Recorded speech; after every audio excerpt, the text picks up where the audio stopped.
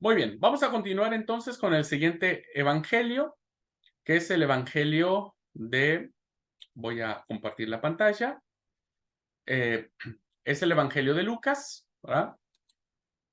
Vamos ahora a ver un poquitito sobre el evangelio de Lucas. Bueno, ¿qué podemos decir de Lucas? Bueno, Lucas, como sabemos, escribe un relato tratado, así se le dice a su obra, un relato tratado de los acontecimientos y palabras de Jesús y de sus seguidores en dos volúmenes casi son iguales en extensión, que es el Evangelio de Lucas y el libro de Hechos de los Apóstoles, ¿verdad? Que dice que estos dos libros proceden de un mismo autor y las tradiciones bíblicas le atribuyen a un personaje llamado Lucas esta literatura. Fue hasta el siglo segundo cuando la iglesia separa en dos partes, ¿verdad? Ese libro. Y la primera le da el carácter de evangelio, según Lucas, con una unidad en sí misma, al lado de los evangelios Marcos, Mateo y Juan. Y con eso, con esa separación que hace, interpretó que la segunda parte de su obra, en este caso Hechos de los Apóstoles, era un libro diferente porque hablaba sobre la consecuencia de la fe en Jesús, ¿verdad? Es decir, la iglesia, que es lo que narra Hechos de los Apóstoles, nos dice sobre cómo la iglesia avanzó. Bueno, el autor llamado Lucas es un historiador, un teólogo helenista, es decir, es un teólogo griego, ¿verdad? Que es fiel a una herencia judía de Jesús. Algo que hace maravillosamente Lucas es que Lucas no convierte a Jesús en un personaje griego, aunque Lucas era griego, sino que todo lo contrario, ¿verdad? Lucas preserva el sentido judío de Jesús, lo conserva,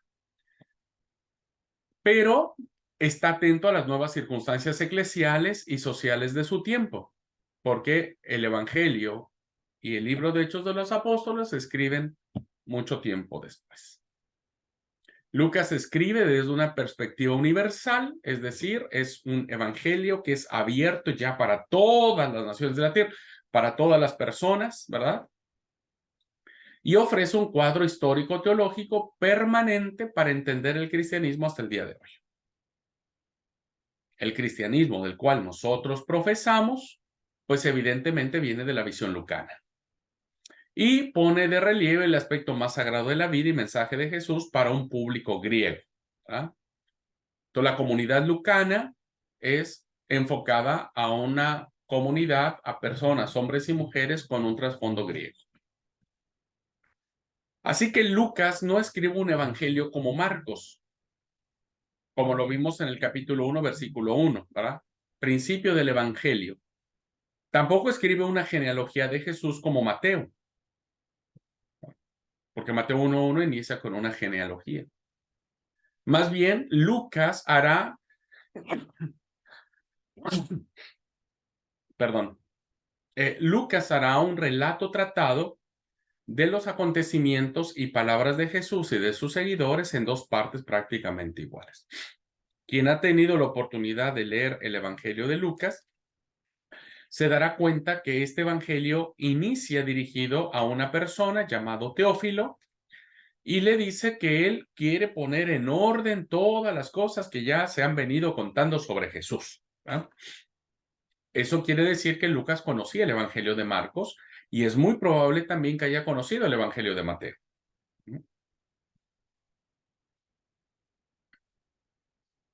¿Qué fuentes toma Lucas? Bueno, como dijimos, el Evangelio de Marcos, ¿verdad? Tanto Mateo como Lucas asumen el Evangelio de Marcos en sus temas más principales, en el esquema narrativo de Marcos como base de su Evangelio. Así que tanto Mateo como Lucas van a beber o van a ser influidos por la teología marcana, pero no es copiar y pegar, ¿verdad? No es copiar y pegar.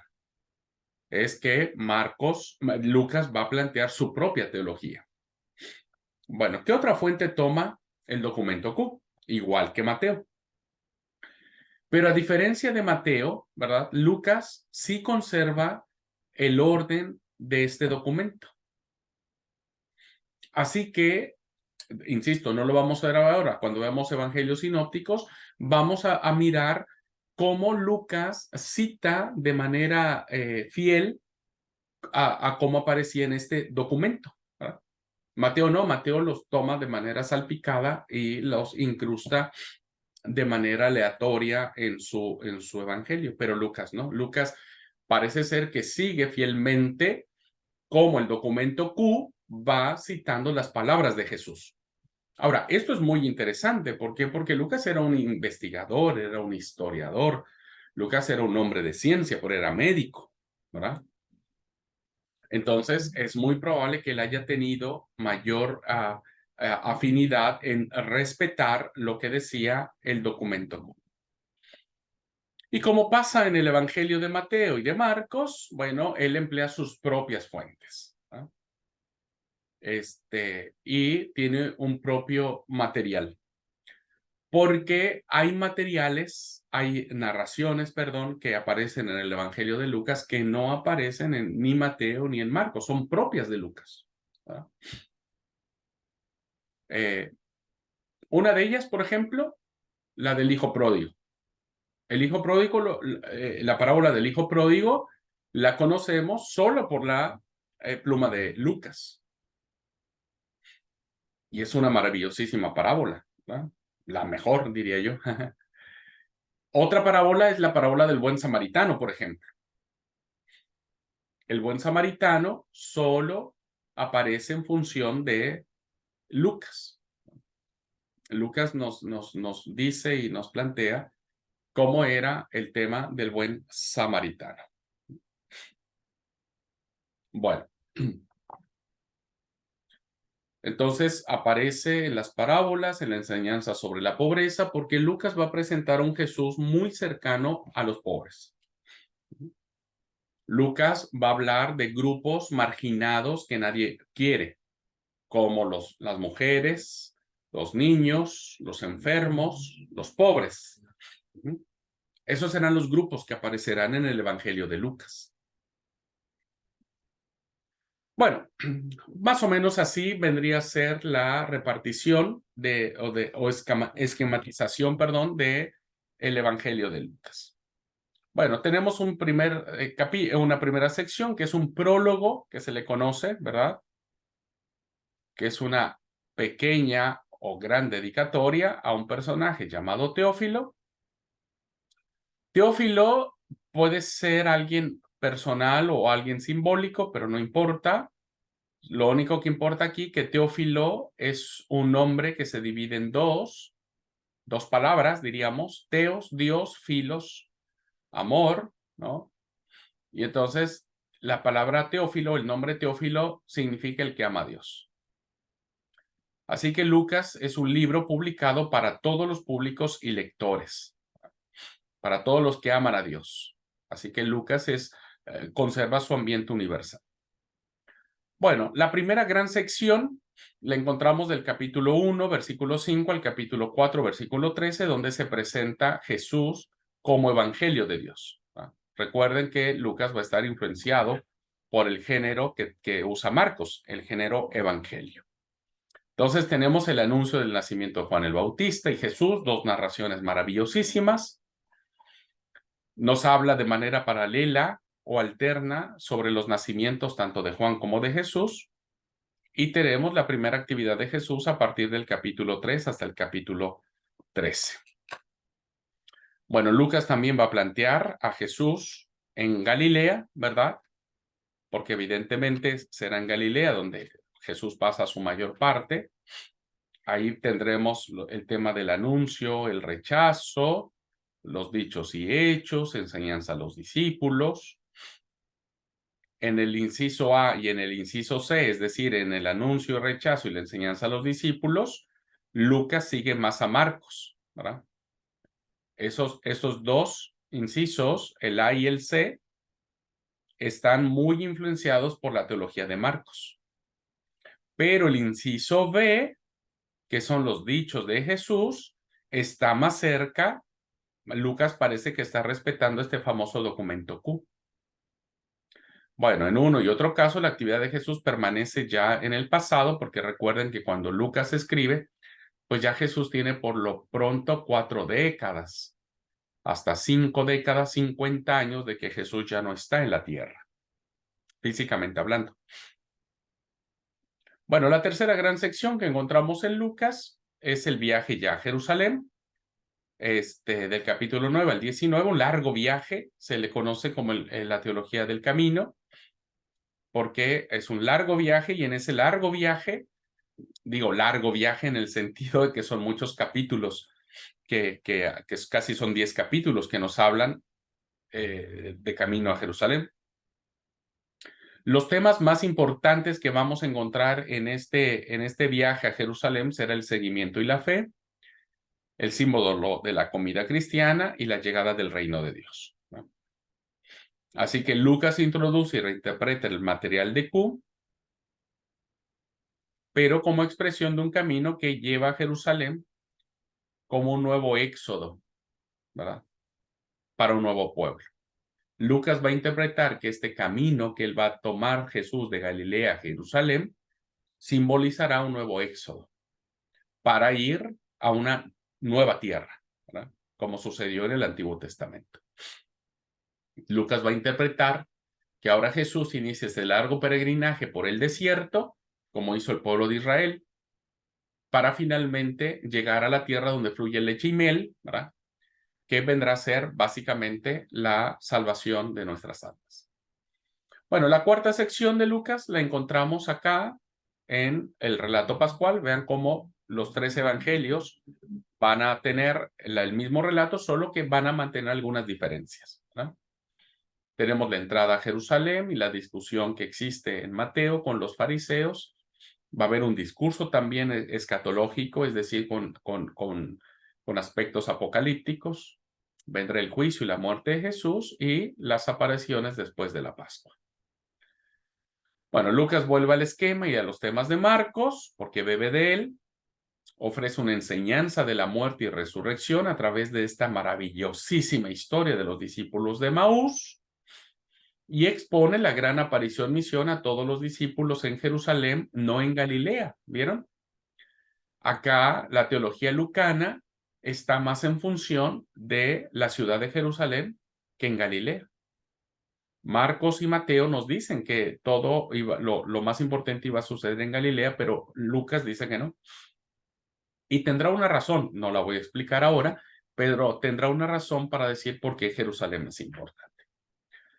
Y bueno, termina Lucas con un epílogo que tiene que ver con la ascensión, el relato de cómo Jesús sube al cielo, esa promesa de ascensión en Jerusalén, recuerden, no en Galilea, sino en Jerusalén, es el punto de partida de la historia que va a narrar en el libro de Hechos 1, donde comienza el libro de la misión de los discípulos, donde comienza la iglesia. Entonces, el tema de la ascensión, cuando Jesús asciende a los cielos, será el punto de contacto, ¿verdad? Será el punto de encuentro para dar paso al libro de Hechos de los Apóstoles, ¿no? Porque Lucas nos dice, ok, ya les platiqué todo lo que hizo Jesús, su obra, su ministerio, cómo murió, resucitó, se apareció a los discípulos de Maús, etcétera. Bueno, ahora eso que representa este hombre llamado Jesús, trajo como consecuencia que sus primeros seguidores empezaran a proclamar por todo el Imperio Romano este mensaje. Y es ahí como aparece o se escribe o tiene la intención Lucas de escribir el libro de Hechos de los Apóstoles. Ese es el libro que vamos a ver a continuación, como un solo libro, como una sola intención que tiene Lucas. Bueno, ¿qué podemos decir un poquitito de Hechos de los Apóstoles? Tampoco recuerden, son aspectos introductorios. Hechos de los Apóstoles, que aparece aquí, ¿verdad? Bueno, Lucas compuso el libro de Hechos de los Apóstoles, también, como muchos otros le han dado nombre, ¿verdad? Que es Hechos del Espíritu Santo o Actos del Espíritu Santo, porque en el libro de Hechos, el actuar del Espíritu está presente en todas las cosas, ¿verdad? El Espíritu Santo está presente. Entonces muchos le han querido decir, y creo que con justa razón, y yo me sumaría a ese título, que más que hechos de los apóstoles, vendrían a ser los hechos del Espíritu Santo, ¿no? O los actos del Espíritu Santo. Bueno, como sea que denominemos este libro, es la segunda parte de la obra de Lucas, ¿verdad? Que aparece. Como dijimos en un principio, tanto el Evangelio como Hechos formaban un libro, pero después alguien lo dividió, ¿verdad? Entonces, la primera hablan como Evangelio, ¿verdad? Y lo sitúan junto a Mateo, Marcos y Lucas, que este Evangelio se va a entender como los hechos de Jesús, ¿no? Lo que hizo Jesús. Y después la otra obra que es Actos o Hechos, que vendrán a ser los hechos del Espíritu de Jesús, del Espíritu de Jesús. Así que el Espíritu de Jesús, como acto, será lo que moverá a la primera iglesia primitiva. Y eso lo vemos en Hechos. En efecto, Hechos ofrece una historia del Espíritu de Jesús o el Espíritu de Dios, ¿verdad? Nosotros sabemos que el Espíritu Santo es la presencia del Padre y del Hijo en la vida de la iglesia y en la vida de los creyentes, que nos guía a toda verdad. Entonces, Hechos nos ofrece esta historia del Espíritu de Jesús, ¿verdad? O el Espíritu de Dios, que va trazando un camino que lleva desde Jerusalén, que es allí donde encontramos a Pedro, a los 12 apóstoles, a Santiago, ¿verdad? El hermano de Jesús. Pero este Espíritu de Jesús no solo lleva a la conversión de los judíos en Jerusalén, sino que lo lleva hasta Antioquía, ¿verdad? Una ciudad muy importante del Imperio Romano, donde en Antioquía se funda la primera comunidad de creyentes, a quien en este lugar se les da el nombre de cristianos, ¿verdad? Es en Antioquía donde se les da el nombre de cristianos, y esta iglesia estaba compuesta por griegos, ¿verdad? O helenistas.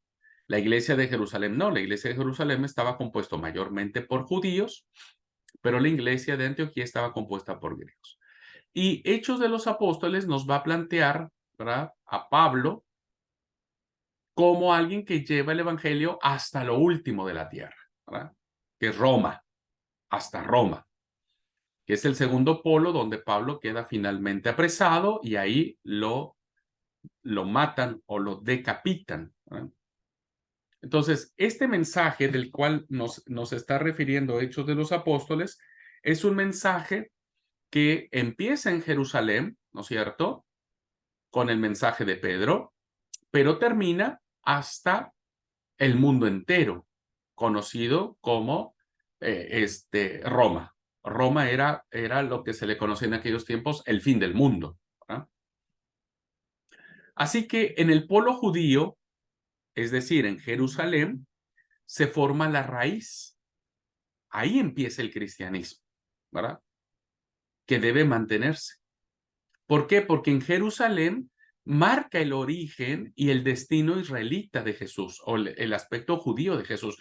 Por eso decía que Lucas no le saca la personalidad judía a Jesús, ¿verdad? Por eso lo mantiene en Jerusalén. El principio jerosolimitano de la iglesia, es decir, el principio de la iglesia está en Jerusalén. Está en Jerusalén. Pero, evidentemente, el evangelio no iba a quedar allí, sino que tenía que ir hasta lo último de la tierra, y lo último de la tierra era el Imperio Romano, ¿verdad? Era el otro extremo. Y entonces en el Imperio Romano se ofrece el encuadre final y definitivo de la iglesia. Es decir, la iglesia no solamente es para los judeocristianos, es decir, judíos que se convirtieron a Cristo, sino también para gentiles, griegos que no conocían a Dios. Para ellos también es el evangelio de salvación. Y lo vemos cuando Pablo llega a Roma, donde en Roma, aún estando preso, él anuncia abiertamente el evangelio de Jesucristo. Así que este avance, esta expansión de la fe en Jesús de estas primeras comunidades cristianas, se va a ver atestiguada o relatada, pues en el libro de Hechos de los Apóstoles, que va desde Jerusalén, Judea, Samaria y hasta lo último de la tierra, ¿no? Entonces, un libro que empieza en Jerusalén y termina en Roma. Muy interesante. Bueno, esto sería básicamente, hermanos, cómo está compuesto el libro de Hechos. Hechos tiene un prólogo, ¿verdad? La primera sección tiene que ver con Pedro y la iglesia de Jerusalén, ¿verdad? El segundo acto tiene que ver con la iglesia griega, los helenistas, porque aquí ya nos movemos de Jerusalén a Antioquía, ¿verdad? La primera comunidad donde se les llama cristianos. Y la tercera sección ya tiene que ver con Pablo, ¿verdad? Todo esto del capítulo 3 al 28, quien toma la escena, quien está dominando el libro, ya no son los apóstoles, sino solo es Pablo. Un detalle muy interesante, miren, acá en Hechos, en la primera sección, vemos que Pedro y los discípulos están presentes. Aquí, miren, misión de los 12, Pedro y Juan, la primera comunidad. En estos capítulos, ¿verdad? Los 12 apóstoles están presentes. Pero después, hasta el capítulo 12, Pedro desaparece de la escena, ¿verdad? Ya no hay ningún apóstol acá. A partir del 6 no hay ningún apóstol. No sabemos qué es de Bartolomé, no sabemos qué es de Mateo, no sabemos qué es de Judas el Zelota, no sabemos qué es de Matías, no sabemos qué es de Felipe, de Tomás, no sabemos nada de ellos. Por eso yo les decía que el libro, en vez de llamarse Hechos de los Apóstoles, porque parece ser que no, el libro nos va a decir todo lo que hicieron los apóstoles, la verdad es que no.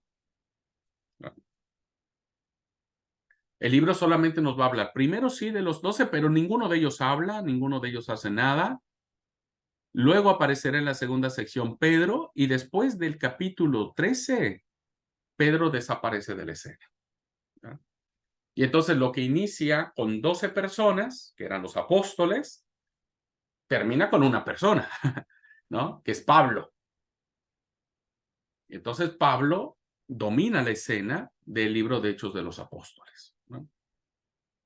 Y nos narra de todos sus viajes misioneros, el concilio en Jerusalén, el segundo viaje misionero, el tercer viaje misionero, cuando él tiene que subir a Jerusalén para que lo apresen, y inicia todo su juicio y finalmente termina prisionero en Roma para ser juzgado.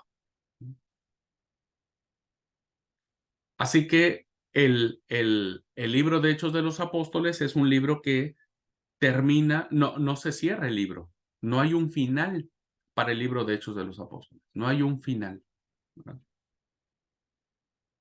Porque el versículo 30 y 31 que aparece en Hechos no cierra el libro. ¿Por qué? Por la sencilla razón que fíjense que a partir del capítulo 13 al capítulo 28, pues nos está hablando de Pablo y de todo lo que él hizo. Pero curiosamente, el libro no nos habla de su muerte. No sabemos cómo murió, lo sabemos por las tradiciones de la iglesia, pero Lucas no lo puso. No puso cómo murió, cómo terminó sus días, etc. Así que es un libro que está abierto, diríamos, porque termina diciendo, versículos 30 y 31 del capítulo 28, y Pablo permaneció 2 años enteros en una casa alquilada y recibía a todos los que a él venían. Y fíjense cómo termina este libro: predicando el reino de Dios y enseñando acerca del Señor Jesucristo abiertamente y sin impedimento. Es decir, el evangelio no se cierra. El evangelio nos alcanza incluso a nosotros, ¿verdad? Así que gracias a Dios que el libro de Hechos no se cerró, porque el actuar del Espíritu Santo no pudo concluir. El actuar del Espíritu Santo sigue vigente hasta nuestros días y nos acompaña a cada uno de nosotros, ¿verdad? Muy bien. Y finalmente, todo este material, como saben, estará en la plataforma, así que es mucha información por si alguien está copiándolo, pero después estará en la plataforma y ustedes lo pueden descargar, imprimir, leer, releer, lo que ustedes gusten y manden. Bueno, vamos a terminar entonces con el último evangelio, que es el evangelio de Juan. Vamos a hablar muy poquitito de Juan porque Juan, como decimos en el argot, bíblico se cocina aparte porque Juan es un evangelio muy diferente a Mateo, Marcos y Lucas, ¿no? Juan es un evangelio diferente. Pero vamos a decir algo de Juan.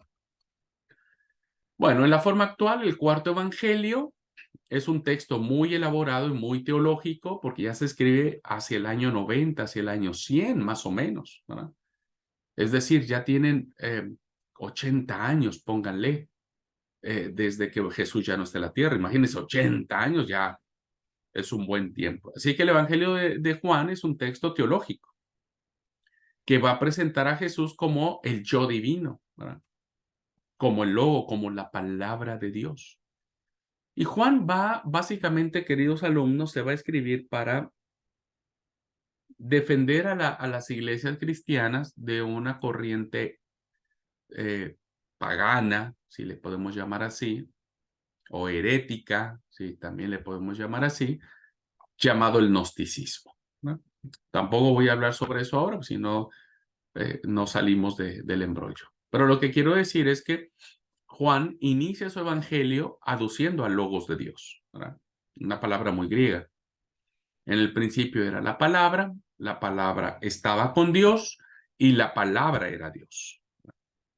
Y entonces dice el Evangelio de Juan que la luz vino a iluminar las tinieblas.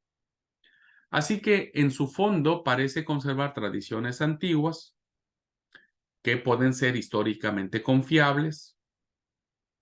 Junto a ellas, el autor muestra en su escrito una sabiduría propia, ¿verdad?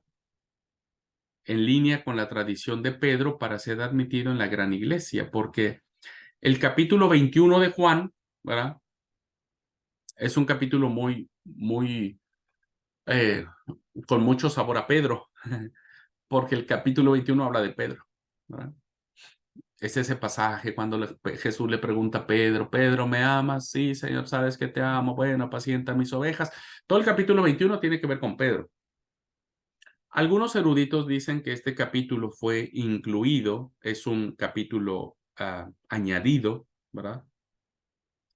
Tiempo después, pues para que la iglesia reconociera el Evangelio de Juan como canónico, porque sí, recuerden que uno de los criterios que antes había para admitir un libro como palabra de Dios es que tuviera eh, como fuente un apóstol, ¿verdad? Alguien cercano a Jesús. Entonces, el hecho de leer el capítulo 21 con mucho sabor a Pedro, pues hizo que todo el libro fuera aceptado por las comunidades cristianas, ¿verdad? ¿Qué tradiciones encierra el Evangelio de Juan? Bueno, en el Evangelio de Juan vamos a ver que Jesús es discípulo de Juan el Bautista, ¿verdad? Y ambos trabajan de manera alterna. Ambos trabajan de manera permanente. Así que ah, eso vamos a ver en el Evangelio de Juan. Tiene tradiciones de Jerusalén y Judea, ¿verdad? Y es uno de los evangelios que va a insistir en las fiestas judías, ¿no? Interesante. Solo que las fiestas judías les va a dar una interpretación espiritual. Juan, hermanos, tiene una característica. Él no habla de tantos milagros como lo hace Mateo, Marcos y Lucas. Juan, perdón, solo utiliza 7 milagros, que el Evangelio no los llama milagros, los llama signos, ¿verdad? Signos. Entonces, lo que va a hacer Juan es que a través de estos 7 signos o 7 milagros, como nosotros los conocemos, va a desarrollar una teología, una enseñanza. Él no le va a importar los otros milagros que aparecen en Mateo, Marcos y Lucas. Él va a elegir 7 porque él tiene una intención. Entonces, el primer milagro será las bodas de Caná, el primer signo del reino será las bodas de Caná, el segundo, el hijo del oficial del rey, el paralítico de Betesda, la multiplicación de los panes, caminar sobre las aguas, el ciego de Siloé, la resurrección de Lázaro, ¿verdad? 7. El 7 es un número simbólico, recuerden. Los números en la Biblia tienen mucho peso. Entonces, el hecho de que Juan haya elegido 7 significa plenitud, significa totalidad, ¿verdad? Interesante. Y dentro del contexto pascual se va a ubicar un octavo milagro que tiene que ver con la experiencia de Pedro, con lo que se le conoce como la pesca milagrosa. Entonces recuerden, Juan se va a separar de los sinópticos, es decir, de Mateo, Marcos y Lucas, porque él va a presentar a Jesús de una manera muy, totalmente diferente. ¿Qué otra tradición encontramos? Bueno, el relato del juicio y la muerte de Jesús, que también Juan lo tiene, ¿verdad? Todos los 4 evangelios tienen el relato pascual. Así que Juan, de manera muy interesante, se parece mucho a lo relatado por Marcos. Entonces se ve que Juan conocía de las tradiciones antiguas, de las cuales conoció Marcos y conoció Juan para relatar el relato de la pasión de Jesús. Muy bien. Así que la estructura del Evangelio, según San Juan, es compleja. Ya vamos a tener muchas clases sobre la teología juanina. Bueno, es muy compleja y puede responder a varios principios, de los cuales parecen ser fundamentales 2. Si podríamos sacar un resumen de qué es lo que va a explicarnos o enseñarnos el Evangelio de Juan, sería la organización según el orden de una semana. Podríamos ver el Evangelio de Juan visto como si nos explicara un día, 2 días, el tercer día, cuarto día, quinto día, sexto día, o que la composición de Juan pueda verse en 2 partes o en 2 libros. Vamos a poner el ejemplo para que lo vean en la estructura.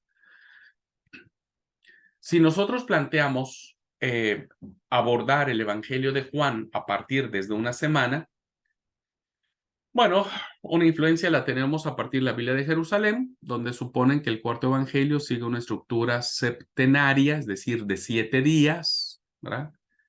O 7 semanas, y Juan sigue usando el símbolo del 7. ¿Verdad? Entonces tenemos un prólogo, que es Juan 1, del 1 al 18, y tenemos los 7 días ahí, o las 7 semanas, como quiera verse. ¿No? El primero es bautismo y vino mesiánico en las bodas de Cana de Galilea. El segundo es primera Pascua, un nuevo templo y el culto. El tercero es una segunda Pascua, curación del paralítico y pan de vida. La cuarta, viene la fiesta de los tabernáculos, que le va a interpretar como Jesús, la luz del mundo. La quinta viene de una fiesta de la dedicación del templo, es una fiesta que se instaura en la época de los macabeos, ¿verdad? De los macabeos. Y Jesús Juan va a interpretar esa fiesta de la dedicación del templo diciendo que Jesús es el buen pastor que da la vida por todos. Hay una tercera Pascua y en esta tercera Pascua es donde se circunscribe la pasión y la muerte de Jesús. Y finalmente viene el evento de la resurrección. Ahí están los 7 días o las 7 semanas de cómo Juan va a narrar la persona de Jesús y su mensaje. Un dato curioso, solo para que ustedes noten, Juan nos habla que Jesús por lo menos subió 3 veces a Jerusalén, ¿verdad? Porque hay 3 Pascuas. Entonces es muy probable que Jesús haya ido 3 años al menos a Jerusalén. Creemos que Jesús fue más veces a Jerusalén, ¿verdad? Pero Juan nos narra 3. Mateo, Marcos y Lucas no nos narran 3, nos narran una vez que sube a Jerusalén. Pero Lucas nos dice que fue 3 veces a Jerusalén.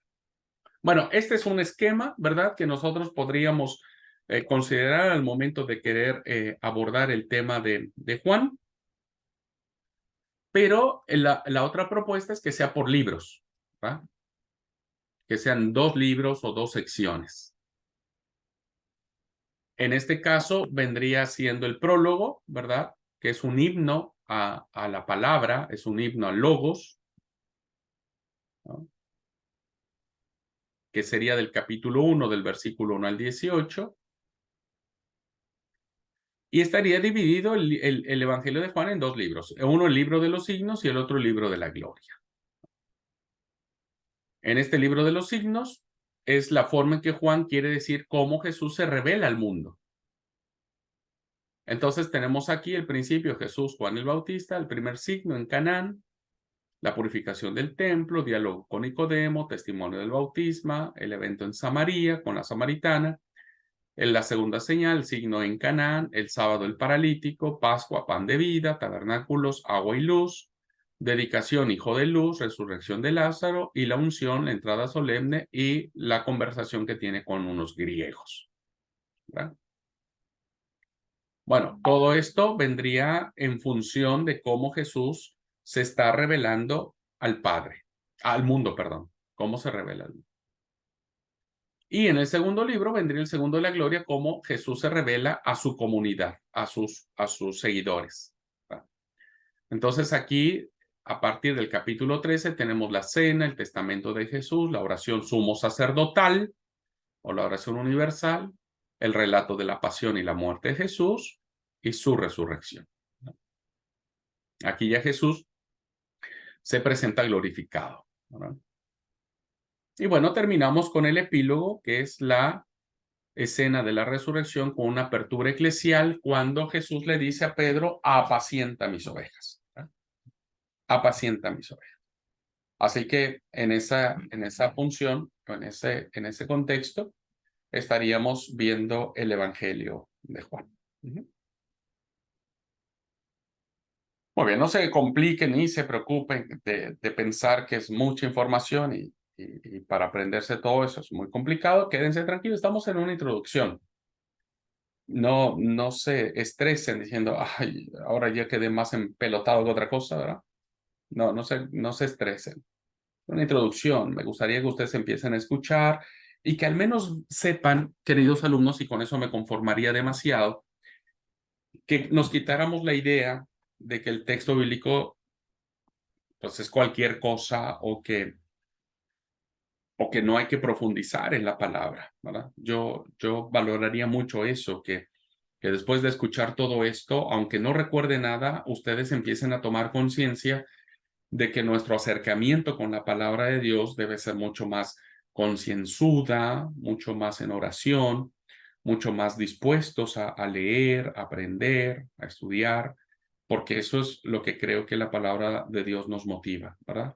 Si toman esa conciencia en esta clase, estoy por bien pagado, ¿no? Aunque no recuerden mucho de los datos, de que si son señales, si son signos, si el documento Q, de si esto, si el otro. Aunque esto no lo recuerden, mucho me ayudaría que ustedes tomaran esa conciencia, ¿verdad? De que hay cosas más profundas, que hay que, con paciencia, con amor, con dedicación, que les inspire a seguir adelante en el seminario para seguir descubriendo cosas lindas y profundas de la revelación de Dios. ¿Ok? Muy bien, pues quienes están aquí, mis hermanos que están en clase presencial, ¿alguna duda, alguna pregunta?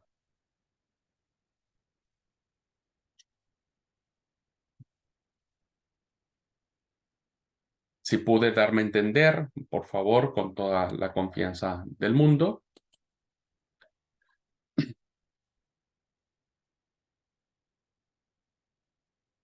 Bueno, si no es así, yo solamente quiero estar muy seguro porque, miren, hermanos, entre tantas cosas que hago que se me olvidan un montón de cosas, había diseñado algún trabajo, ¿no es cierto? Alguna actividad, solo que no recuerdo qué era. Ahora le estoy buscando. Aquí está. Bueno, teníamos un reporte de lectura, ¿no es cierto? Que era un video que habían que mirar, que era el pueblo judío en los tiempos de Jesús. Esa era una actividad que tenían que hacer, que ya se cerró, pero lo que quiero decir es que si alguien no lo ha hecho y tiene tiempo, yo puedo ayudarles para que lo hagan. Y la otra era un examen parcial, claro, el examen parcial eh, que estaba para el 30 de agosto y hubo 12 intentos de hacer. Así que bueno, si hay alguien, yo sé que algunos de ustedes andan muy complicados con el tiempo, con muchas cosas, no se desanimen. Si alguien necesita un poco de tiempo, pueden hacer. Recuerden que lo más que puede pasar es que respetando a sus compañeros que sí entregaron en tiempo y forma, pues que no logren una calificación alta, ¿no es cierto? Pero yo siempre he dicho, las notas no siempre son importantes, sino el aprendizaje que uno pueda tener. ¿Ok? Así es que si alguien está ahí complicado, no se preocupe. Tanto en esta materia como en la de liderazgo espiritual, vamos a tener toda la consideración del mundo. Por ese asunto, no se preocupe. ¿Ok? Bueno, Marita dice más que todo claro y interesante para ella. Buenísimo, Marita, me alegra. Bueno, espero que sea de bendición. Sí, siempre nos motiva. Yo soy fanático de que cuando escucho algo que no conozco, me apasiona, me atrapa, ¿verdad? Me atrapa un montón. Bueno, cuídense, queridos alumnos. Dios los bendiga. De nada, Lili, con todo gusto, no olvídense. Acá no se trata de, acá se trata que nos ayudemos entre todos. Así es que tranquilo más. Aunque no se me estresen, porque miren, si se estresan, les va a pasar como a mí, se les va a caer el pelo. Qué feo que sería. Ey, mírame, Marianela, mírame si no me veo feo. No, pero nosotras sin pelo. Los Ah, hombres no. por Los eso. hombres son elegantes sin pelo, pero las mujeres no. Gracias, gracias. Un ¿No punto ves que extra. a mi esposo le saqué todo el pelo porque por eso no es Claro, elegante? claro, claro. Y ya vemos algunos alumnos y profesores ya repelados. Bueno, gente linda, Dios les bendiga. Nos vemos la próxima semana. Dios mediante. Feliz fin de. Se les quiere un montón. Dios los bendiga. Abrazos.